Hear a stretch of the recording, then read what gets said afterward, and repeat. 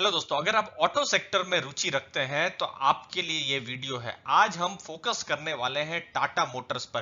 दोस्तों, पिछले कुछ दिनों से टाटा मोटर्स, अगर आप स्टॉक की बात करें या कंपनी की बात करें, तो बहुत ही ज्यादा चर्चा में है। अगर हम सोशल मीडिया को देखें तो ये क्यों है फोकस में, वो हम बताने वाले हैं। और नवंबर का क्या सेल्स डेटा है, तो ये जो डेटा है, जो टाटा मोटर्स के इन्वेस्टर्स हैं उनके लिए ये उपयोगी होने वाला है। तो क्या चल रहा है ऑटो सेक्टर में और टाटा मोटर्स में, वो हम आपको बताते हैं। दोस्तों, ये वायरस के आने के बाद ऑटो इंडस्ट्री में एक बड़ा चेंज हो रहा है। एक ऐसा भी हमने समय देखा है जहां पर बिल्कुल जीरो गाड़ियां बिकी थी। ये वो समय था जब लॉकडाउन बिल्कुल था दोस्तों।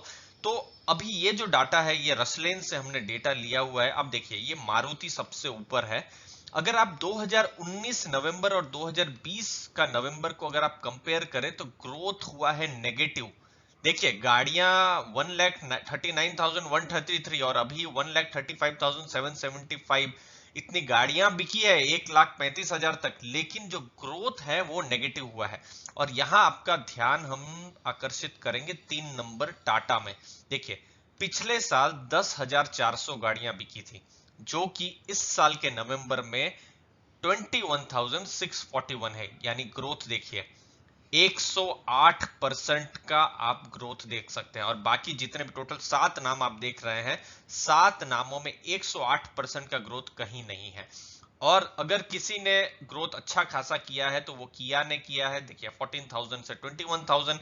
महिंद्रा देखिए, पिछले साल 14,637 था, महिंद्रा का भी 18,000 2012, उन्होंने भी ग्रोथ किया है 24% तक। तो अब देखिए, अगर कहीं पर कोई फोकस है तो वो है टाटा मोटर्स। टाटा मोटर्स एक नई इमेज लेकर आ रही है और उनकी गाड़ियां बिक रही है। देखिए, मारुति हुंडई लेवल तक तो नहीं बिक रही है, लेकिन आप देख सकते हैं एक टर्न अराउंड हो रहा है, पॉजिटिव टर्न अराउंड हो रहा है।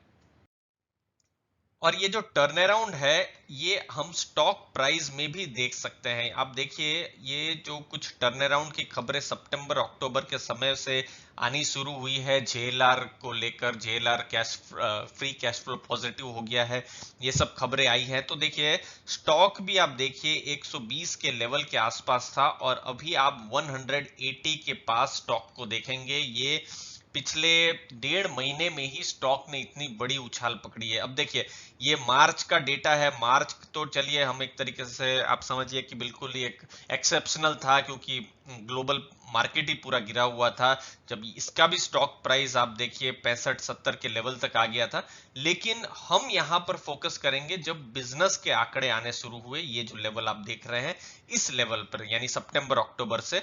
और अब देखिए, स्टॉक का प्राइस ने भी एक पॉजिटिव मोमेंटम पकड़ा हुआ है।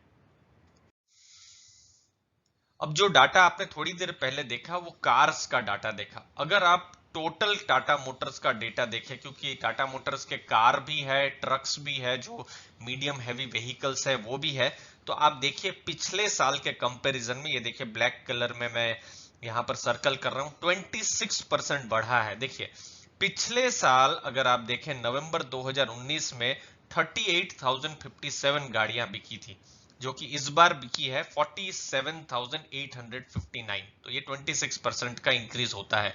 अब अक्टूबर इसी साल के साथ कंपेयर करें तो थोड़ा सा कम है। देखिए, अक्टूबर में बिजनेस हुआ है, सबका ज्यादा हुआ है। रीजन था कि त्योहारों का समय था, बहुत ही शुभ समय भी होता है, तो उस समय में खरीदारी करते हैं, तो वो एक बहुत बड़ा रीजन था कि त्योहारों में ये अच्छी खासी बिक्री हुई है। अक्टूबर का जो डेटा आप देख रहे हैं, तो नवंबर में भी 4% नेगेटिव दिख रहा है।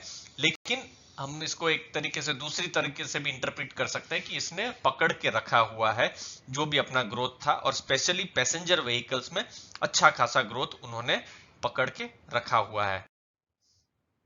तो पैसेंजर व्हीकल्स में तो हमने ग्रोथ देखा, लेकिन जो कॉमर्शियल व्हीकल्स है, कॉमर्शियल व्हीकल्स जैसे ट्रक, बहुत ही सीधे शब्दों में हम समझ लेते हैं, जैसे मीडियम हैवी कॉमर्शियल व्हीकल है, पैसेंजर कैरियर्स है। अब यहां पर देखिए, अगर आप पिछले साल के साथ कंपेयर करें तो 9% नेगेटिव है। तो कॉमर्शियल व्हीकल का बिजनेस अभी भी पॉजिटिव नहीं है।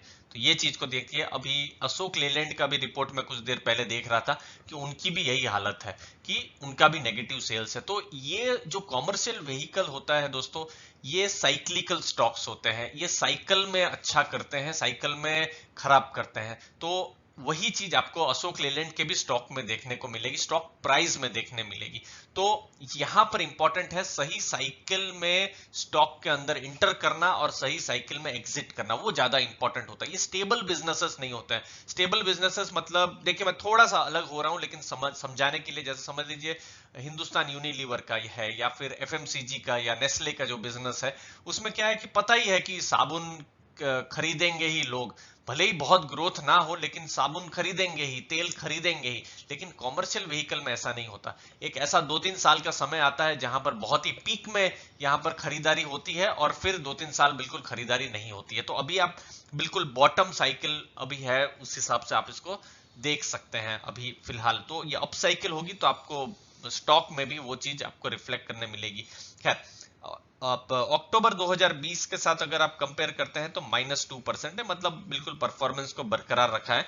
पैसेंजर कैरियर्स एक बहुत ही बड़ा नेगेटिव है पिछले साल के कंपैरिजन में, उनकी बिक्री नहीं हो रही है। लेकिन जो कार्गो एंड पिकअप है उसकी बिक्री बिल्कुल आप देखिए कि बिल्कुल उन्होंने बनाए रखी है यहाँ पर पिछले साल और इस साल लगभग बराबर के पास ही है। बट ओवरऑल नेगेटिव है। हाँ, पॉजिटिव कहां पर है? पैसेंजर व्हीकल्स, जो हमने आपको बताया 108% का यहाँ पर आप देखिए बिल्कुल एक साल में एक फर्क आया है, और एक पॉजिटिव फर्क जो विश्लेषक है, जो एनालिसिस करते हैं, उन वो देख रहे हैं। अब ये डेटा जो है ये इन्वेस्टर्स लोगों के लिए है कि यहाँ पर टर्न अराउंड स्टोरी है। इससे पहले के भी जो टाटा मोटर्स के वीडियो में हमने आपको बताया कि टाटा मोटर्स उन निवेशकों के लिए नहीं है जो कम रिस्क लेना चाहते हैं। जो हाई रिस्क इन्वेस्टर्स हैं उनके ही ध्यान में टाटा मोटर्स होना चाहिए। ध्यान में दोस्तों, ये ज्यादा इंपॉर्टेंट वर्ड है, क्योंकि ये टर्न अराउंड स्टोरी है। ये अभी भी लॉस बुक कर रही है कंपनी, लेकिन होता क्या है कि आप जितना लॉस एक्सपेक्ट करते हैं उससे कम लॉस बुक करती है कंपनी, तो फिर स्टॉक का प्राइस उस हिसाब से भागता है, और जो हमने देखा है पिछले 1.5 महीनों में। तो अभी भी लॉस है, और ज्यादा डेटा की जरूरत है, और ज्यादा डेटा, जैसे Q3 के डेटा आएंगे।